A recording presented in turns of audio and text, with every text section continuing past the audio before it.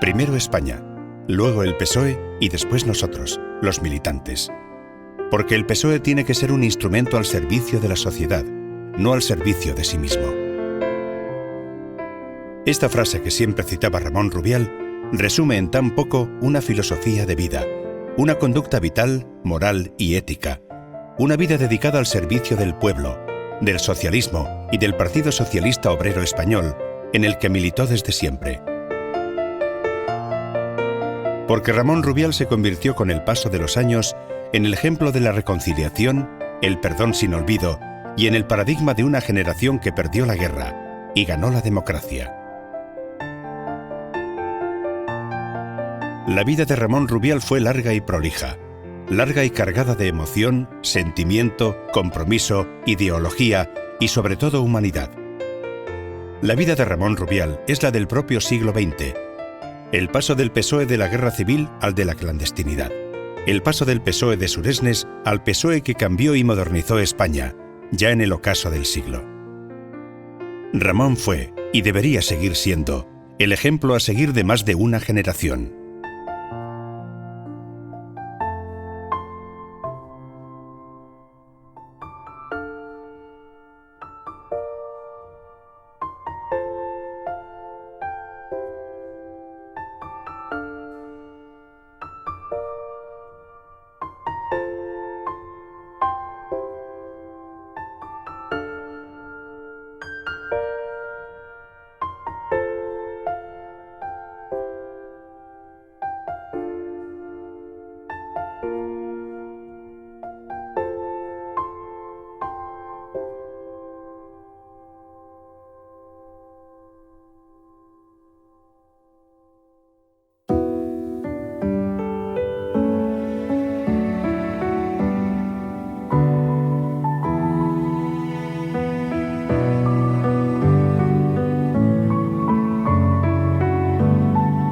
El final del siglo XIX y el comienzo del XX fue una época convulsa con importantes movimientos y cambios políticos y sociales.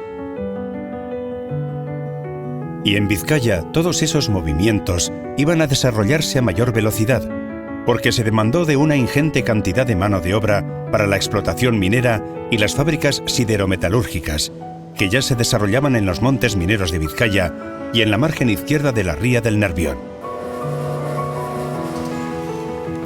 Y esta fue una zona que abrazó aquellos primeros postulados políticos del partido que en 1879 fundara Pablo Iglesias Posse.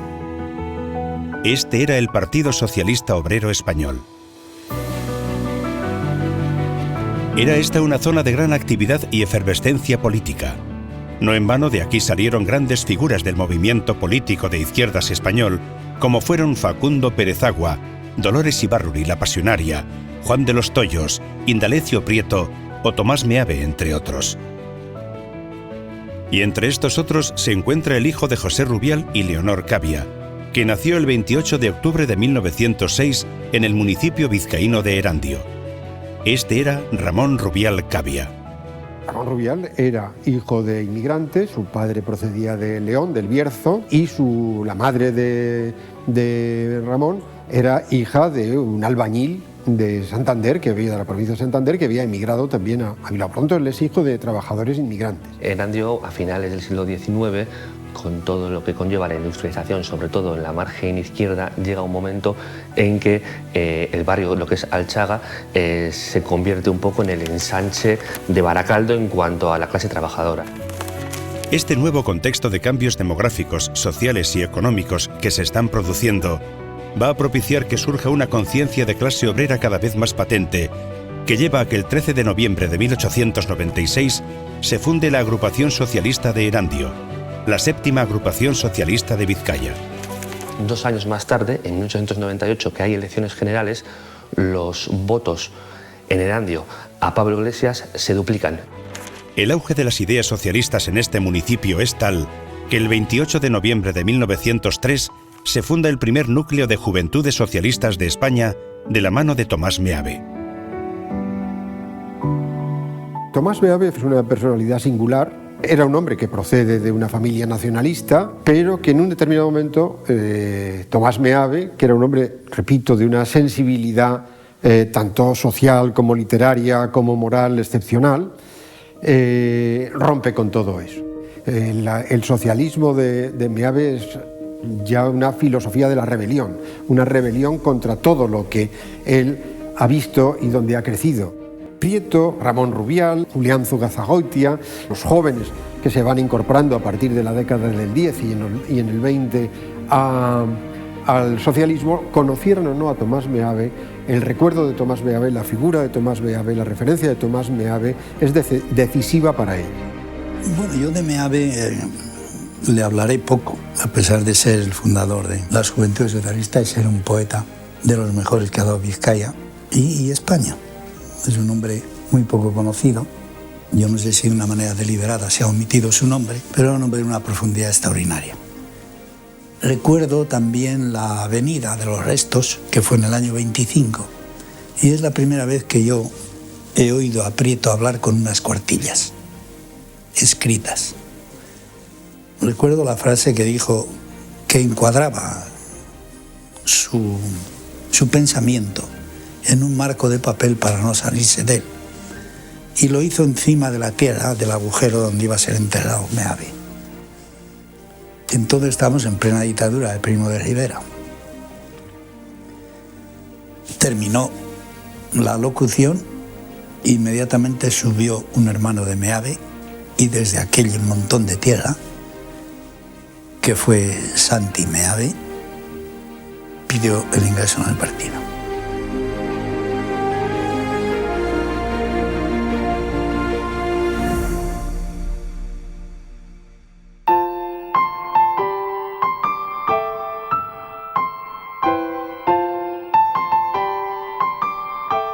Ramón acudió a la escuela de primaria en Erandio y a los 14 años, en la Escuela de Artes y Oficios, se hace tornero. Y él, muy joven, ya a partir de 1920, pues se afilia a la UGT y a las Juventudes Socialistas, que va a dirigir las Juventudes Socialistas en Erandio y con ellas participará en la Revolución de Octubre del 34. La primera acción de lucha donde ya Ramón Rubial se va a ver detenido es en el año 30, que es la insurrección militar de Jaca. Ramón Rubial, que para entonces ya era un referente de las Juventudes Socialistas en Erandio, conseguirá reunir un grupo de jóvenes para asaltar un cuartel de la Guardia Civil. Y lo que es la intención de asaltar el cuartel de la Guardia Civil no se va a llevar a cabo, pero sí que por esta acción Ramón Rubial va a ser detenido durante 3 días, 72 horas. Y yo creo que desde ese momento hasta cuando se termina la guerra civil, pasa unas vicisitudes tal, conoce a la organización de tal manera y a sus gentes prioritarias de tal manera que yo creo que es el único hombre de verdad que merecía ser el relevo del gallego. Yo trabajé 10 años en la constructora naval, desde el año 26 al año 36, pasando la fase revolucionaria del 34, que me tocó también pagar un poco la China. Y hubiera seguido trabajando si no viene la guerra.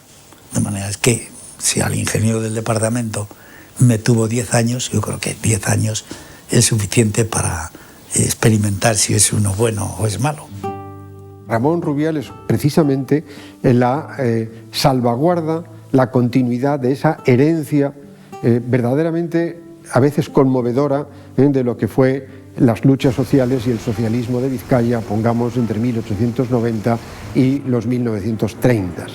Tenía la memoria de todo aquello y encarnaba aquella tradición, una tradición de justicia, de decencia, de honestidad, de dignificación de los trabajadores.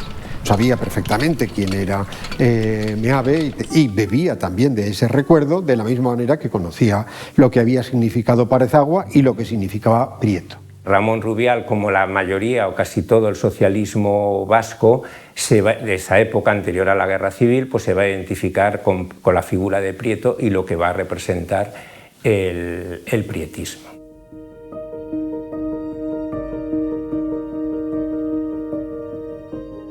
Prieto es un autodidacta, es una inteligencia natural, Bilbao es su ciudad de adopción Bilbao es su escuela tanto por el Partido Socialista como por el periodismo y en especial el periódico, el diario El Liberal de Bilbao.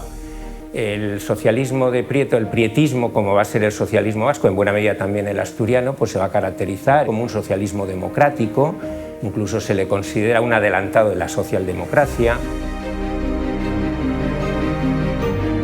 Un ejemplo de ese socialismo basado en la democracia es el que llevó a Prieto a pronunciar en 1922 una de sus más trascendentales conferencias en la sociedad liberal, El Sitio de Bilbao. Si Prieto se define en esa conferencia famosa en El Sitio, soy socialista a fuer de liberal, eso también se podía decir, soy demócrata a fuer de liberal. Es decir, no concibía el socialismo sin la libertad. El socialismo era el medio, el fin era la libertad. Pues a partir de ese momento están unidas las dos cosas, ¿no? Los derechos de los trabajadores y la democracia en España, que asocian fundamentalmente por una especie de conjunción republicano-socialista que es más o menos pues, lo que termina siendo 1931.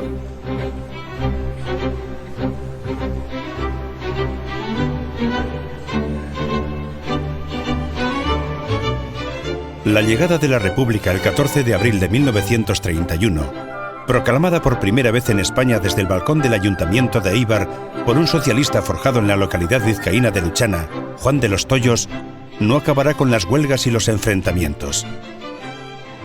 La crisis económica y la cuestión ideológica entre socialistas y nacionalistas estaban a la orden del día.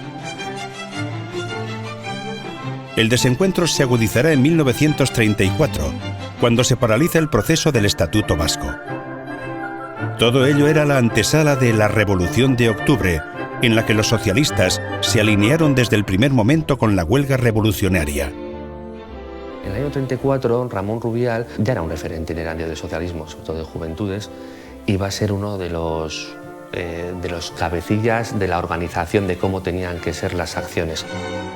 Pero la revolución fracasó y las consecuencias no se iban a hacer esperar. Y en el caso de Ramón Rubial, bueno, estará preso en el Altuna Mendi y posteriormente acabará en el penal de Santoña. Esta segunda detención le conllevará una condena de 6 años, 8 meses y 21 días. No estaría mucho tiempo en el Dueso, por ahora, ya que el triunfo del Frente Popular en las elecciones de febrero de 1936 propició la amnistía.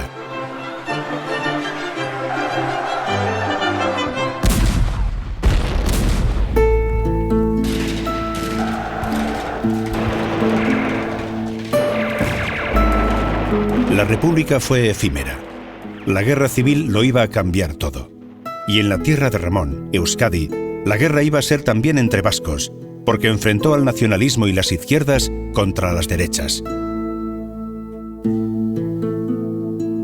Y la fractura fue además territorial. Navarra y casi toda Álava se sumaron a la sublevación militar.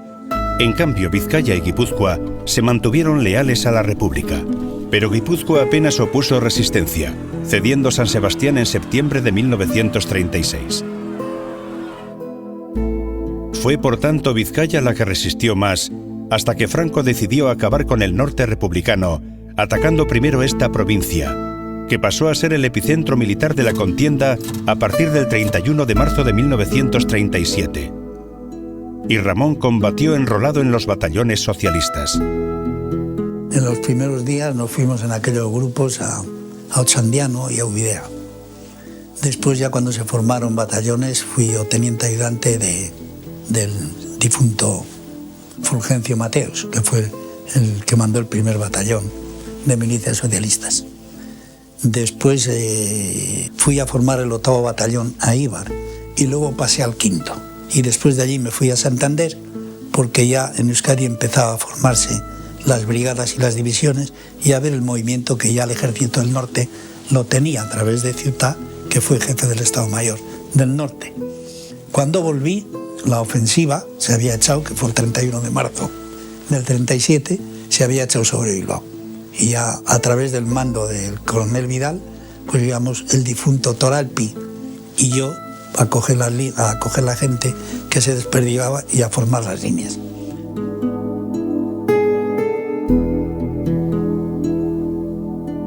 Estuvo hasta el final de la caída de Asturias de un lado para otro, en el frente del norte. Le vuelven a coger preso, igual que en el 34, y a ella le condenan a 30 años de cárcel. Y bueno, va a pasar a Puerto Santa María. Lo bueno que tiene su periplo en Cádiz es que una vez más su personalidad arrolladora de crear partido hace que allí se convierta otra vez en un líder natural y empieza a recomponer el tema del Partido Socialista. Yo soy condenado nuevamente en el Puerto Santa María a 14 años por organización ilegal, porque yo fui presidente en el Puerto Santa María de una organización de 3.000 hombres, ugetistas y socialistas. Cuando se descubrió esa organización, a mí me juzgaron en el cuartel de costa de Cádiz y me condenaron otros 14 años más. De manera que he vivido con intensidad las ideas dentro de la cárcel. Tenían las ideas tan acendradamente dentro de la conciencia que estar en la cárcel no era un impedimento para una actividad contra una dictadura. Y él sigue organizando el partido desde la cárcel, lo cual tiene un mérito excepcional y además lo hace bien. En 1942, Ramón fue trasladado desde el puerto de Santa María a Aranjuez. Aquí iba a formar parte de las nuevas experiencias industriales del Instituto Nacional de Industria. El recién nacido Ministerio de Industria, el INI, consideraba que los presos podían hacer de mano de obra barata y hacer pues desde pantanos, líneas de ferrocarril como el Santander Mediterráneo o el propio Valle de los Caídos. Y a Ramón, pues como él era tornero de profesión, pues le va a tocar hacer temas pues, de ajustador dentro de Aranjuez.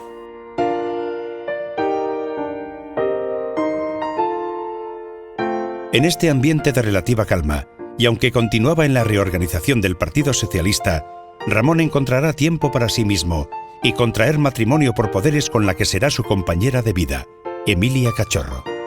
Su mujer, desde luego, un gran puntal en su vida, ¿no? Porque hay que pensar que es un hombre que pasó gran parte de su vida en la cárcel, privado de libertad. Por lo tanto, el papel de Emilia no es el papel solo de su mujer, sino que es alguien que es testigo de una lucha y una compañera en la lucha. Una persona que se enamora, ama a una mujer y se pasa 21 años en la cárcel, es que es tremendo. Por parte de él, mantener esa conexión y por parte de ella la espera, la infinita espera. Emilia, santanderina de nacimiento, era el prototipo de mujer de la Segunda República. Había sacado plaza en el Ministerio de Agricultura, pero como consecuencia de la guerra perderá el empleo. Sus conocimientos y experiencia laboral le van a servir para poder trabajar en oficinas. Y su máquina de escribir la utilizará para ayudar a Ramón en la elaboración de propaganda clandestina para el PSOE y la UGT. Ella estará al pie del cañón durante y después de los más de 20 años de cárcel. Emilia fue un ejemplo de esas mujeres resistentes del socialismo español en el siglo XX. Hubiera sido posible si no hubiera tenido, no digo una mujer, es absurdo, una compañera. En el sentido profundo del término, alguien que te acompaña. Pues si no, no es posible, ¿no? Ese alguien que te acompaña le daba fortaleza emocional, capacidad de supervivencia, ¿no? Y de mantener el equilibrio, sobre todo de mantener el equilibrio. De experiencias industriales fui trasladado a Lavaco trabajando como preso político. El destacamento penal da determinadas libertades porque además el funcionario no puede controlar. Sale uno por la mañana a trabajar y regresa a las comidas y mi propensión era trabajar en la política. Y naturalmente estaba en mi medio y empecé a hacerlo. Se descubrió las federaciones que estaban y estaba la de Vizcaya. Cuando fueron a detener a uno le cogieron en la agenda mi nombre y con un cometido determinado. Cuando fue la policía a buscarme, yo por el otro lado del barracón, que entonces se llamaba, y era donde dormíamos, pues me escapé. Al pasar a Francia me cogieron. Tras esta detención, Ramón fue recluido en la cárcel de Ondarreta. Posteriormente fue trasladado de nuevo a la de Larrínaga. De allí fue deportado a Ocaña y finalmente, el 28 de octubre de 1945, el día que cumplía 39 años, llegó a la cárcel del Dueso en Santoña. Le esperaba un largo encierro bajo el calificativo escrito con letras rojas en el expediente de evasivo. De tal manera que va a estar prácticamente 10 años hasta el 23 de agosto de 1956 en Santoña. Y en Santoña va a seguir trabajando dentro de la cárcel, que es una especie de colonia, como mano de obra barata para el franquismo. Como él es un buen hombre profesional en su trabajo, los propios carceleros le van a tener estima y admiración. Y con Ramón, después, he estado 2 veces en Santoña, pero de visita. Y a Ramón, hace 10, 15 años, y a Ramón le trataban en Santoña como un señor. Y fue justo antes de ingresar en el penal de El Dueso, cuando el 6 de abril de 1945 nacería su única hija, Lenchu. Es más, Ramón no conoció a su hija, seguramente lo harían un vis a vis, que se llaman ahora, ¿no? Eso, en la cárcel, y no conoció a Lenchu hasta que tenía 3 o 4 años, que se le llevó la mujer a la cárcel. A verla, no la conoció.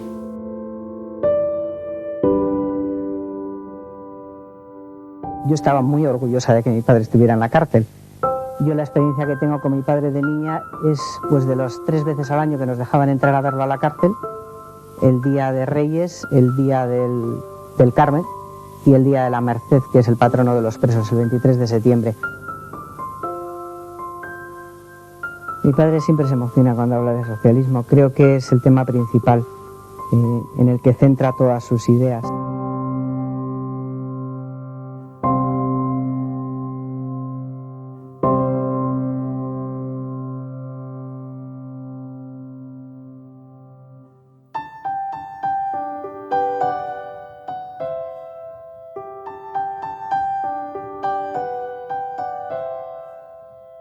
La fuerza del socialismo siempre estuvo en el movimiento obrero desde sus inicios, en aquella Vizcaya de 1886.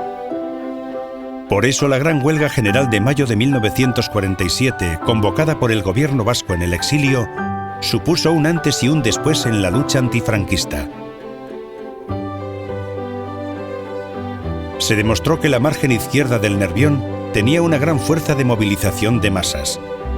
Y ahí Ramón se percató de que, a pesar de la mitificación que se había realizado en torno a la clandestinidad del Partido Comunista, el socialismo español estaba bastante más activado, organizado y preparado.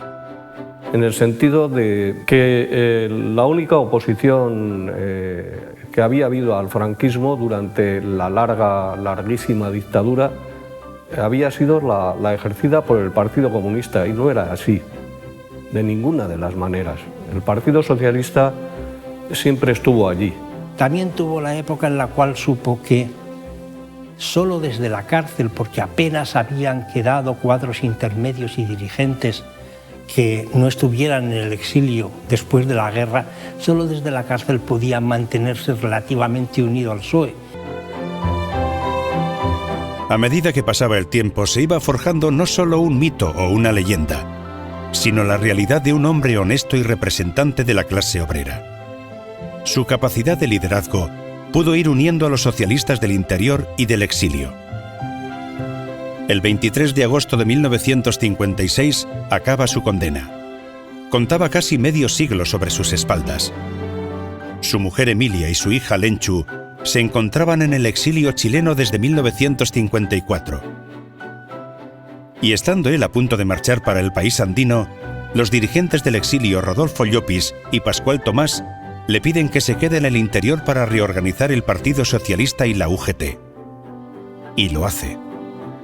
Su familia regresará a España en 1957. A Ramón aún le quedaban otros 20 años de libertad vigilada, bajo el seudónimo de Pablo. Cuando yo conozco a Ramón, la primera vez que le veo, Pablo, el compañero Pablo, pues claro, tenía como un aura del líder obrero, el líder obrerista. Pero cuando hablaba era la autoridad absoluta. La figura de Ramón es curiosa porque emerge por liderazgo y arbitraje después de tantos años, como estuvo en la cárcel y después de salir de la cárcel y retomar su tarea. Es que es muy difícil definir la importancia que tiene la autoridad de Ramón desde una posición de absoluta discreción y modestia. Y cuando salió de la cárcel lo primero que dijo era vamos a hacer partido. Y él empezó a hacer partido al día siguiente de salir de la cárcel.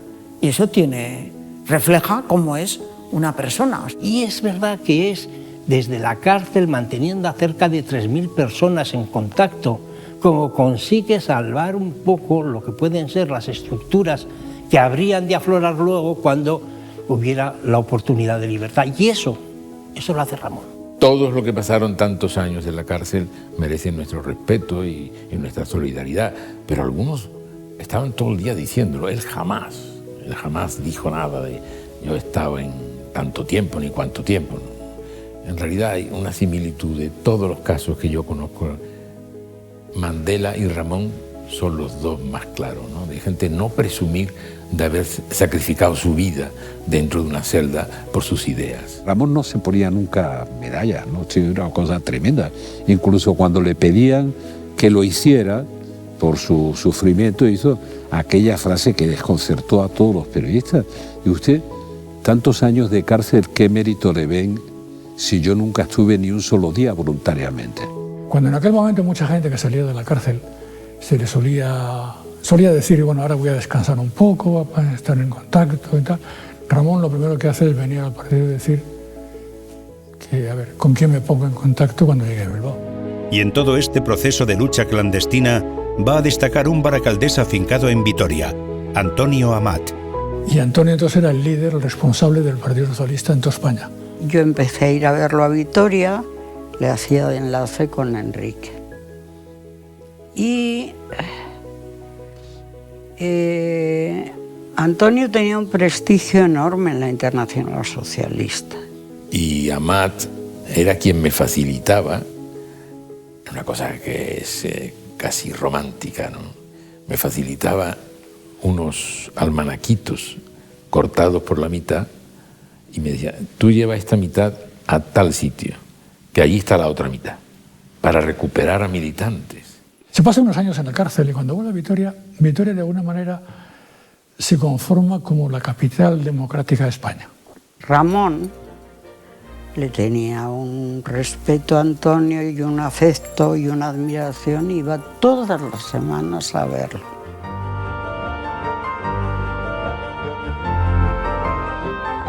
En ese tiempo de clandestinidad, el peso y la tradición obrerista del País Vasco posibilitó gran parte de las movilizaciones de lucha antifranquista a lo largo de la geografía española. Y fruto de ello van apareciendo figuras emblemáticas del socialismo vasco, como Nicolás Redondo Urbieta y Eduardo López Albizu, Lalo, en Vizcaya, y Enrique Mújica en Guipúzcoa, entre otros. Enrique, para Ramón Rubial, era el alma mater en aquel momento del socialismo en Guipúzcoa, ¿no? Le tenía un cariño personal. Supongo que esas relaciones, esas amistades entre compañeros que se forjaron en la clandestinidad tenían algo especial, ¿no? De unión. Y por eso en aquellas épocas se decía que todavía algunos lo decimos, que el Partido Socialista es una familia. Y por eso la relación entre Ramón y mi padre eran de familia. Se dormía en las casas, en mi casa, que yo era la posada de las ánimas, allí dormía todo el mundo, estábamos al lado de la frontera. Reuniones clandestinas, precaución y sigilo fueron las constantes de la época. Las grandes huelgas y estados de excepción comienzan a formar parte del paisaje habitual, siendo un hito muy importante la huelga de bandas de Etxebarri, que iba a durar 6 largos meses. Fue la huelga más larga del franquismo. En el año 67, después de la huelga de bandas, desterraron a varios compañeros. Y fue Nicolás Redondo, Rubial, el Lalo, su mujer y otro compañero, Pruden, que no me acuerdo ahora exactamente a dónde le mandaron a Pruden. Mi madre me metía en la cama y metía debajo de las sábanas papeles. Claro, yo no sabía qué eran, ¿no? Pero metían papeles para que la Guardia Civil no los encontrara. Y también en el horno ese de leña que teníamos metió unos papeles y unas fotografías que nos habían hecho en un campo escuela en Carmaux, en Francia. Y yo creo que a raíz de esa foto fue cuando no solo desterraron a mi padre, sino también a mi madre, porque aparecía allí en esas fotos. Yo también, pero claro, yo era un crío con 7 años. Y a Ramón Rubial y a Nicolás Redondo los llevaron a las Urdes. A mi madre, que iba en la misma furgoneta que ellos, la dejaron en Cáceres capital, en una pensión, y a mi padre lo llevaron a Almería, Huercal Vera. A su regreso, Ramón se incorporó a su puesto de trabajo como tornero en un taller de Deusto, donde llevaba trabajando desde su salida de la cárcel y donde estaría hasta su jubilación en 1976. Allí, en el taller, era donde recibía, clandestinamente, eso sí, a la militancia socialista.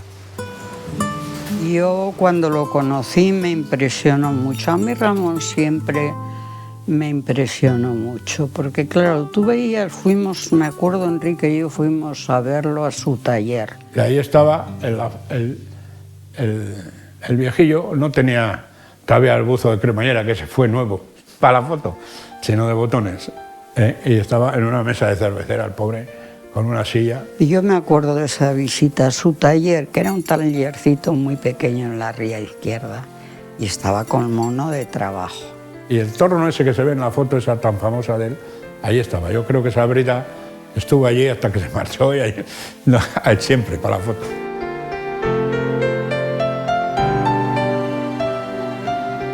Y así nos vamos acercando al proceso de renovación del PSOE, para poder trasladar la dirección del partido del exterior al interior.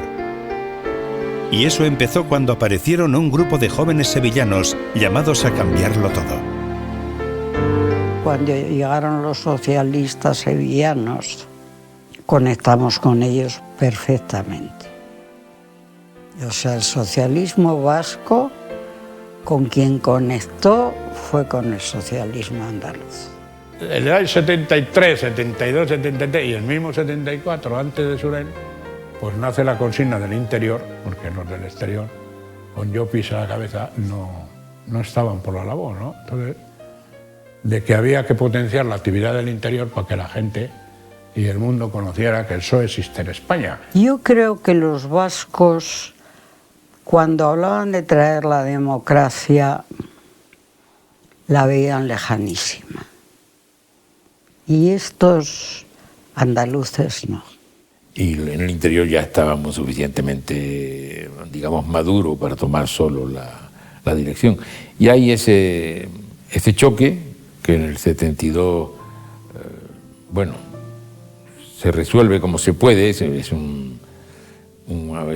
ver si de aquí al próximo Congreso podemos limar, pero no es así.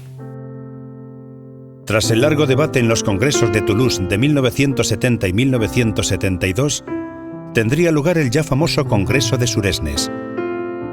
Fue el 13 de octubre de 1974. La antigua dirección de Llopis dejará paso a la línea renovadora, en la que un joven abogado laboralista sevillano, conocido por el alias de Isidoro, se iba a convertir en el secretario general del PSOE. Aquel joven era Felipe González. Alfonso Guerra o Nicolás Redondo serán también parte importante en la resolución de aquel congreso, en el que Ramón fue pieza imprescindible. Claro, es verdad que teníamos una percepción distinta y yo pensaba, no por trasladar la dirección al interior, pues yo nunca fui candidato, curiosamente, ¿no? Pero no tanto por trasladarla cuanto porque creía que era imposible, y eso lo entendía perfectamente Ramón, tener una percepción de lo que pasaba en España después de tantos años de exilio.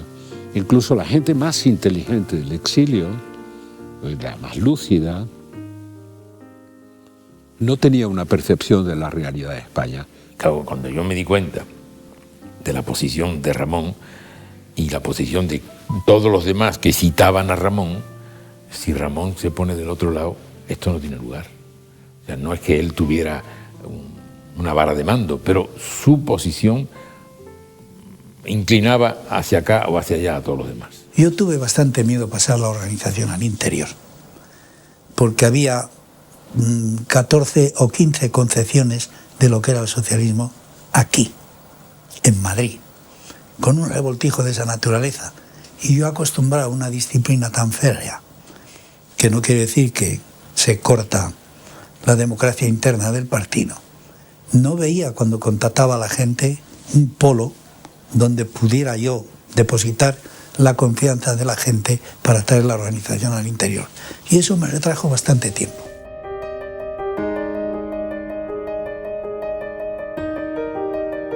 Un año después del importante Congreso de Suresnes, fallece Franco y comienza la transición.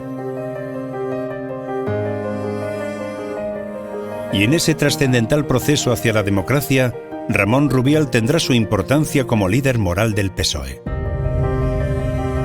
Y una persona que fue clave porque a una generación de jóvenes que ha de tomar en su mano el cambio de una dictadura a una democracia, pues para esa generación Ramón era el refugio, era la orientación. Y la calma para recorrer el camino de las reformas que hicieran irreversible el proceso democrático. Que no fuera nuevamente un intento fracasado que nos enfrentara. Y Ramón dice, mira, dejaros de bobada. La libertad está ante que el mecanismo por el cual lleguemos a ella.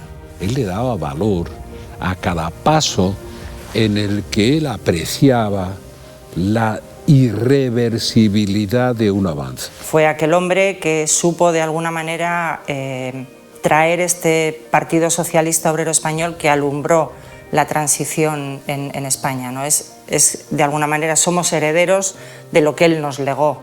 Ramón también tenía algo especial. Solía venir a Eibar a algún stop y me cogía del hombro y me decía, venga, vamos a visitarle a mi amigo Manuel.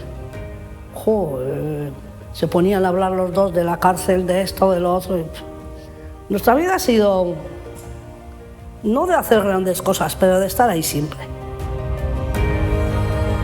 Y en ese estar ahí siempre comenzaban a aflorar partidos, ideas y gentes que hasta entonces habían permanecido en la clandestinidad. Es entonces cuando el socialismo vasco y su historia se convierten en punta de lanza para el PSOE. Y eso se hace en Eibar. El primer mitin autorizado del PSOE fue en Eibar, en el año 76. Es el mitin histórico que todos recordamos, pues que vino Felipe González, Alfonso Guerra, estuvo Vino Bascarán también, en ese mitin, Enrique Mújica. Bueno, pues ese mitin que es un poco la salida de la clandestinidad, por decirlo así, el enseñar la cabeza partiendo de la clandestinidad se produce también en Eibar. Eibar era un elemento mítico. Tenías que empezar de nuevo a ofrecerte a la sociedad en el País Vasco y el sitio mejor era Eibar, porque era un mito.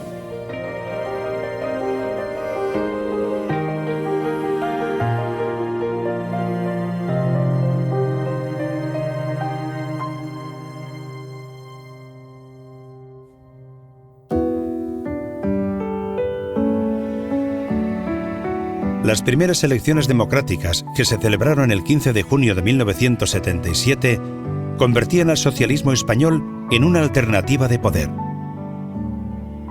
Se veía un nuevo horizonte, y aquellos primeros carteles del dibujante José Ramón Sánchez que señalaban «Cambia tu ciudad con los socialistas» fueron parte de las esperanzas.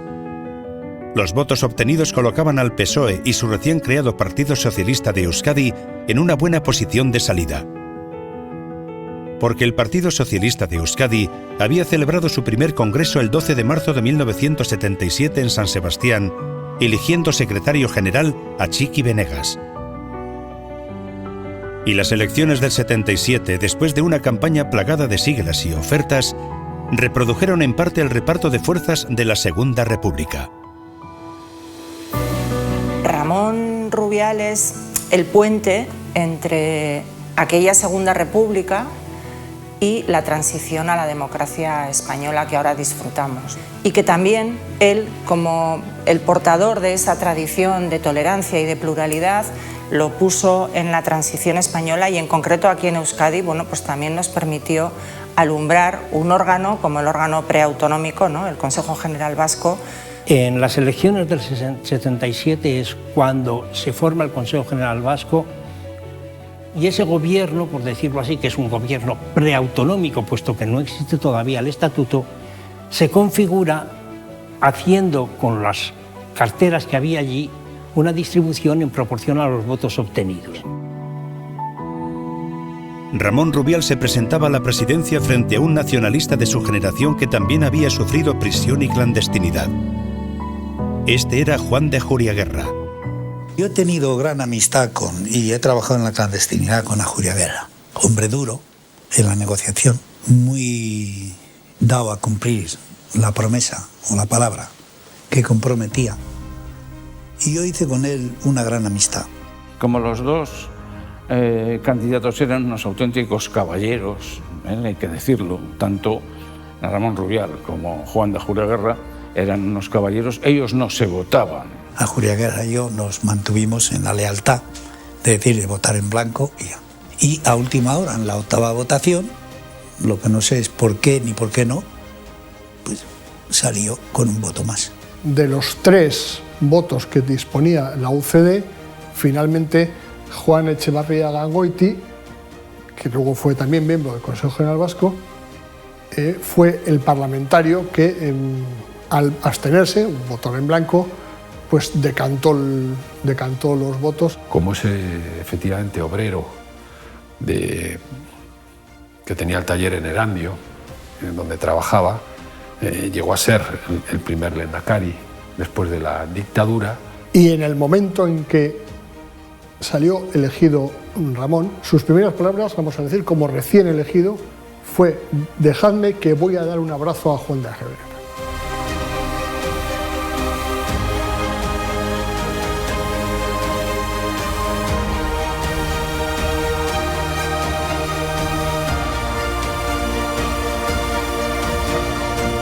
Lo que sí puedo decir, por ejemplo, que en los 18 o 19 meses que duró el Consejo General, creo que los dedos de la mano me sobran para contar las votaciones que hubo.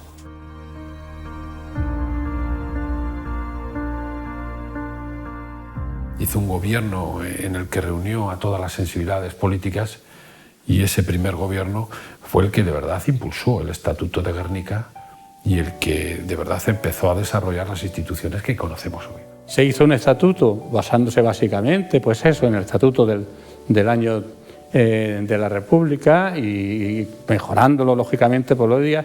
Bueno, y se hicieron unos reconocimientos muy importantes porque se pusieron todas las bases, por ejemplo, para tener los acuerdos con el Estado, que son los cupos. Y también, y esto es algo que hay que decir, la capacidad que tuvo Venegas para convencer a los entonces padres de la Constitución para introducir la enmienda adicional que permite que ratifica los derechos históricos del pueblo vasco y que está en la Constitución. Lo importante de ese gobierno era crear la base a partir de la cual pudiera llegarse a un grado de consenso aceptable sobre las características y naturaleza del Estatuto de Autonomía y que además no fuera aceptable tan solo allí, sino que estando como estábamos en el gobierno, los dos principales partidos a nivel de España, es decir, la Unión de Centro Democrático y el Partido Socialista Obrero Español, que también tuviera el respaldo suficiente de nuestras autoridades de cada partido aquí en Madrid.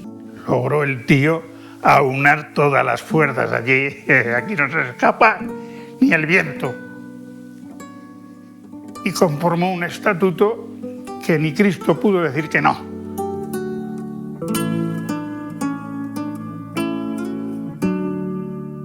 El Consejo General Vasco, presidido por Ramón Rubial, encargó, antes incluso de la aprobación en referéndum de la Constitución española, la redacción del nuevo Estatuto de Autonomía.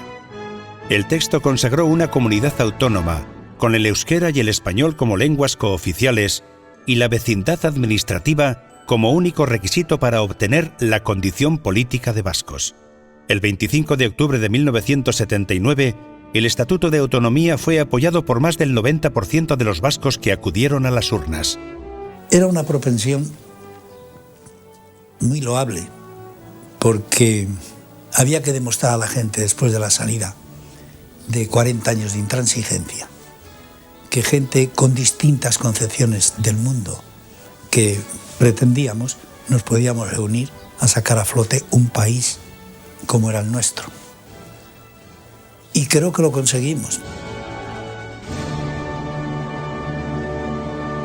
Cuando salieron al final de tantas votaciones que hubo y tal, cuando salió, joder, o sea, nos quedamos todos, oye, es Lehendakari, fue increíble. Ella se puso porque fue aquí, en la Diputación, se puso aquí y le dijo, qué bien has hablado, abuelo. O sea, yo veía que mi abuelo era alguien especial, que todo el mundo le quería mucho, que todo el mundo hablaba de él, pero me parecía, bueno, pues como mi abuelo es así, pues el de otro será parecido o de otra manera, pero también especial.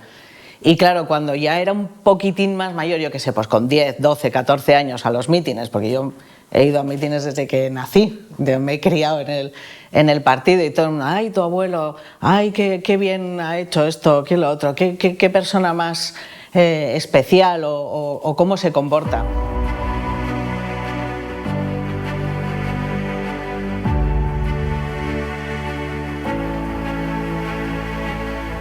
Ramón Rubial, ya como presidente del PSOE, con su carisma de líder veterano y de consenso, consigue unificar finalmente todas las tendencias y corrientes internas y externas del socialismo español.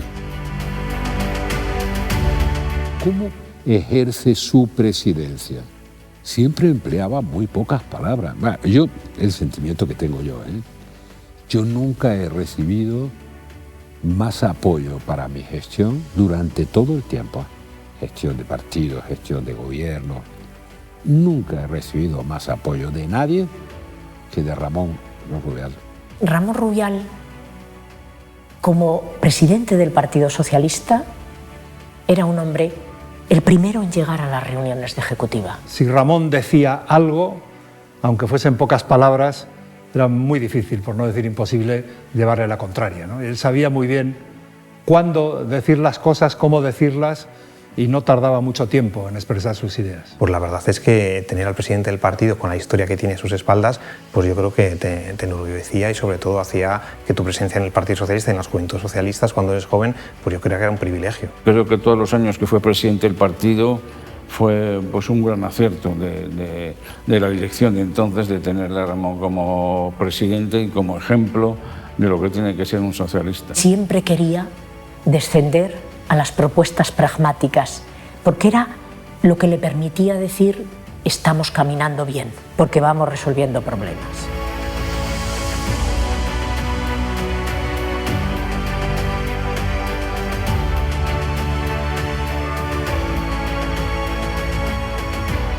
Desde su sencillez y cercanía, prosigue su trabajo visitando las agrupaciones socialistas de todos los pueblos de España.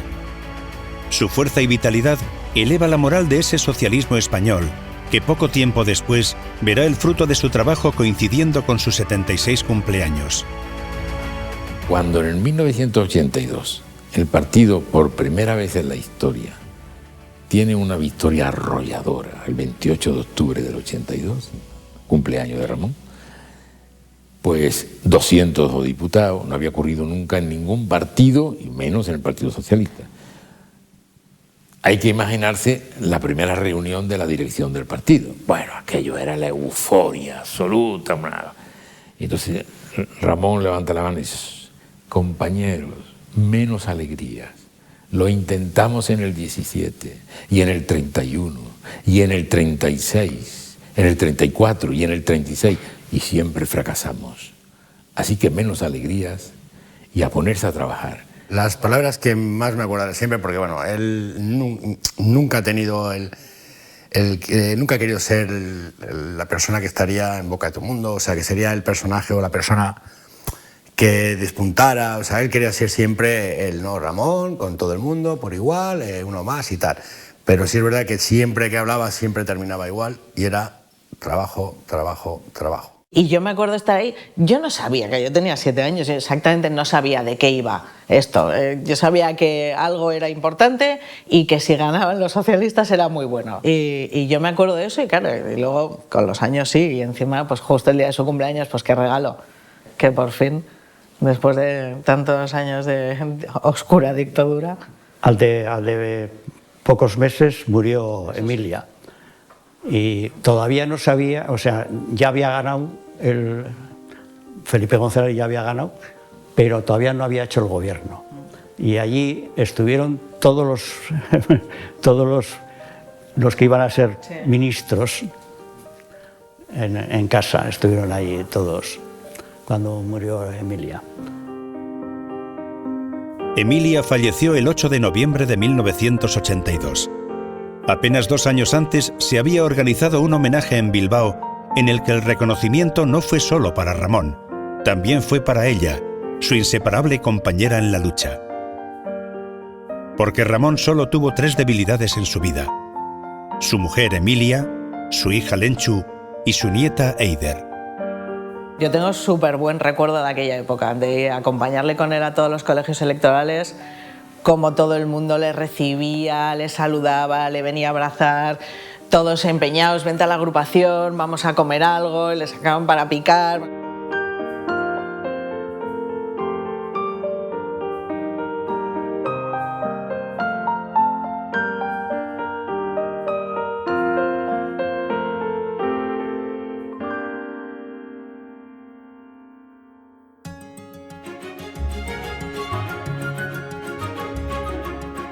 Congreso tras congreso, las direcciones del partido seguían contando con Felipe González como secretario general, con Alfonso Guerra como vicesecretario general y con Ramón Rubial como presidente.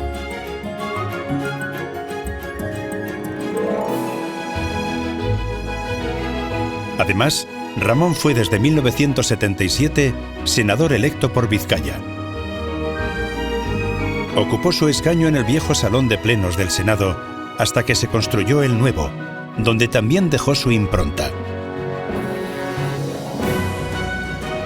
Y como presidente del PSOE, continuó animando y apoyando todas aquellas iniciativas destinadas a conseguir mayores cotas de libertad para las personas.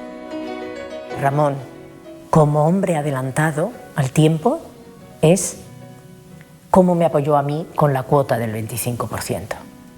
Aquellos que tenían prisa, que querían cambiar las cosas muy rápidamente, nos decía, mirar, las revoluciones se hacen en las sociedades modernas en el Boletín Oficial del Estado.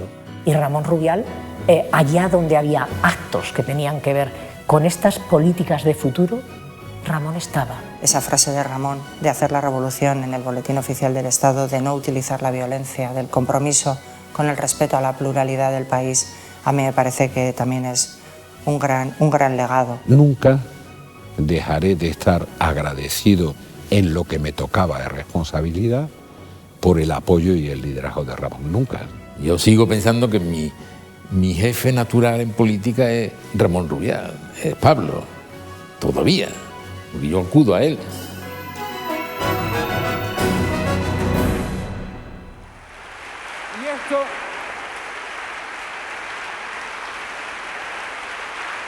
Al final de mi mandato como secretario general del PSOE, estábamos en el congreso en el que yo renuncié a presentarme.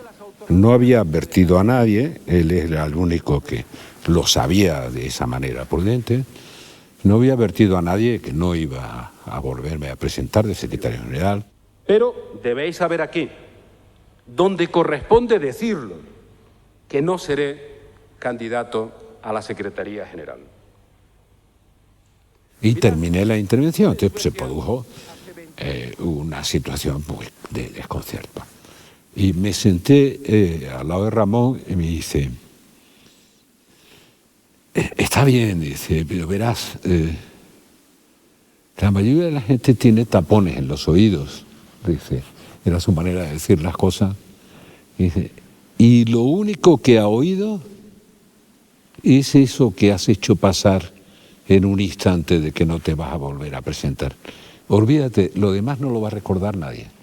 Ramón me convenció durante aquel congreso de que yo aceptase ser secretario general, sucediendo a Felipe González. Yo no estaba nada convencido, nada decidido, y la verdad que los argumentos que me dio, el modo en que me lo dijo, era ya casi imposible decirle que no. Luego fue presidente en mi época.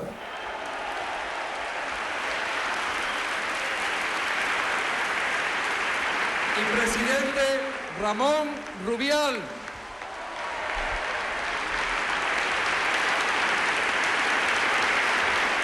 Ramón era siempre una persona, por supuesto, de pocas palabras, de criterios muy claros, de una visión de lo que había que decidir en cada momento que era impresionante. La intuición, el modo en que él llegaba a fijar su posición era maravilloso. Murió cuando yo era secretario general del partido.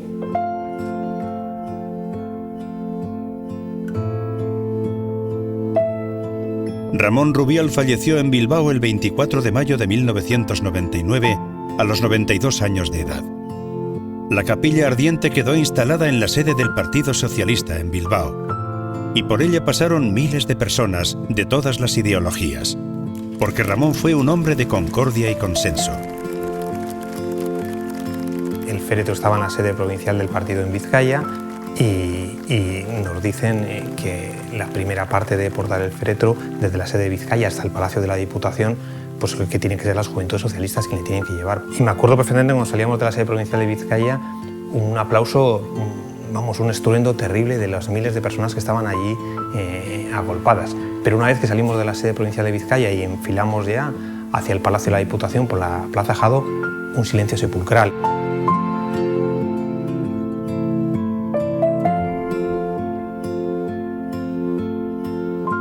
Los funerales fueron multitudinarios.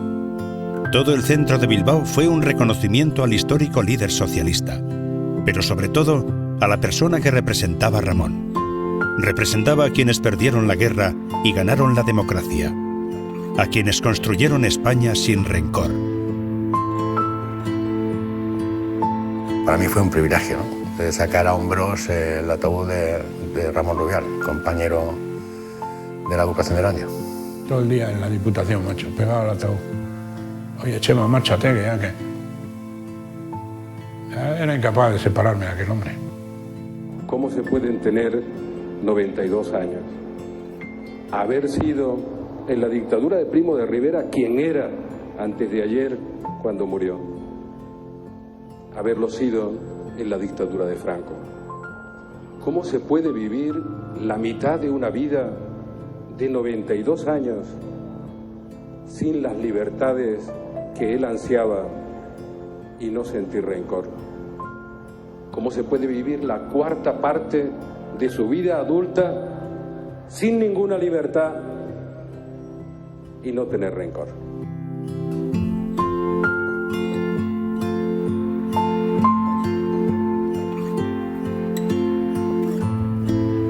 Hoy Ramón descansa en el cementerio municipal de Bilbao, en un panteón familiar en compañía de su esposa Emilia, de su padre José Rubial y de su hija Lenchu.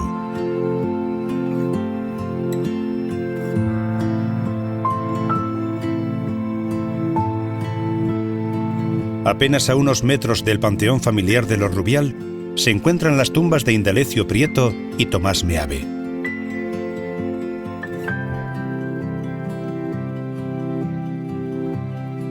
Este espacio ha vuelto a unir para la eternidad a estos tres grandes históricos del socialismo español, que nacidos en esta tierra vasca, alumbraron al mundo la idea de que otra sociedad mejor era posible. Y el tiempo ha escrito que no estaban equivocados.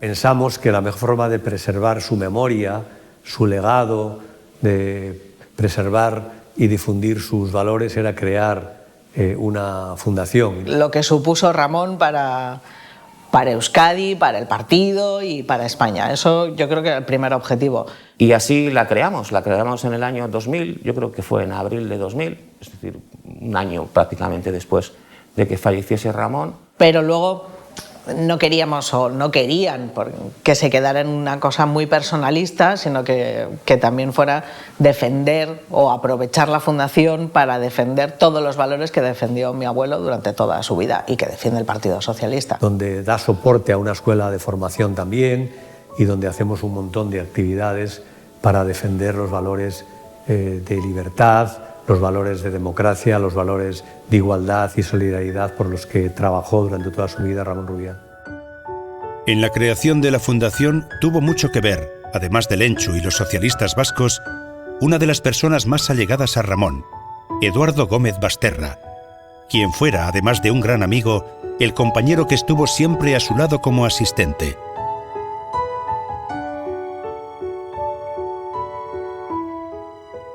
Lenchu presidió la fundación hasta su prematuro fallecimiento en 2013. Lenchu no se metió en política nunca hasta que murió su padre, pero luego fue senadora. Estuvo dos legislaturas senadora, entonces a través de Lenchu, pues claro, la gente hablaba de Ramón. O sea, esos 8 años que estuvo Lenchu, pues entonces, claro, también la figura de Ramón volvía a salir. Y era una mujer muy, muy comprometida, muy humilde, muy sencilla, consciente también de la importancia que tenía ella, ¿no? Como de alguna manera perpetuar el legado de su padre. Por eso también su trabajo comprometido en la Fundación Ramón Rubial. Una de las primeras cosas que hicimos fue un acuerdo con la Diputación Foral de Vizcaya y con el Ayuntamiento de Bilbao para hacer lo que hoy es la Puerta de los Honorables, y a partir de ahí pues empezamos a solicitar a otros municipios, a otros ayuntamientos, a otras ciudades, a otros pueblos, que el nombre de Ramón pues estuviese presente en sus calles, en sus ciudades, en sus centros de trabajo, en sus centros de formación. La importancia que Ramón Rubial tuvo en esa España que abrazaba la democracia desde la reconciliación se puede ver plasmada también en El Callejero. Ramón Rubial da nombre a unos jardines en Sevilla capital y a un jardín botánico en Baracaldo. Da nombre a calles en Getafe, Rivas-Vaciamadrid, Azuaga en Badajoz, Lleida, Vitoria-Gasteiz, Galdacao, Durango, Bilbao, Santurtzi, en su Erandio natal, en Trapagarán, Leioa, Badalona, Torrevieja. Da nombre también a una plaza en San Sebastián de los Reyes y, lo más interesante, a un centro de jubilados en Fuenlabrada, a un centro de mayores en Alcobendas y a un centro social en Móstoles. Además del salón de actos de la sede socialista en la calle Ferraz y a las agrupaciones socialistas de Alcorcón, a la de Ocharcoaga Churdínaga en Bilbao y a la agrupación socialista que abarca los 15 municipios de Rioja Alavesa. Y las Juventudes Socialistas de Euskadi tienen la denominación oficial de JSE Egas Ramón Rubial. Y el edificio del Senado en Madrid, donde tantos años ocupó su escaño, también le rinde homenaje.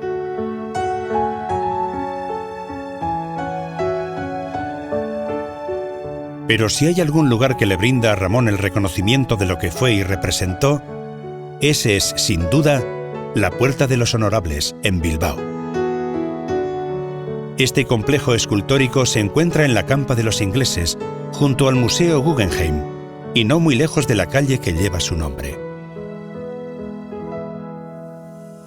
La escultura de Casto Solana se compone de una figura realista de cuerpo entero en bronce. La ropa de la escultura es ropa real del propio Ramón, tratada para la obra, como le gustaba señalar a Lenchu cuando hablaba de la escultura de su padre. En esta obra Ramón avanza hacia el gran bloque prismático de hierro, que dibujando un gran hueco interior, agranda la perspectiva del político. Una perspectiva que con el paso del tiempo reafirma que la gente como Ramón Rubial, aquella gente que sufrió el siglo XX español, son el mejor activo ético, moral y político que tiene el Partido Socialista Obrero Español. Un socialista democrático, comprometido como pocos, y lo llevó hasta el final de su vida. Un hombre, por lo menos del socialismo democrático español del siglo XX, de los importantes. Él era cariñoso, era delicado y tenía una sensibilidad especial con los compañeros. Quería mucho a la gente con la que se relacionaba, pero sobre todo se dejaba querer con entusiasmo. Es muy fácil querer a Ramón, era muy fácil. Tenía una autoridad moral que no la dan los cargos, sino la da la vida.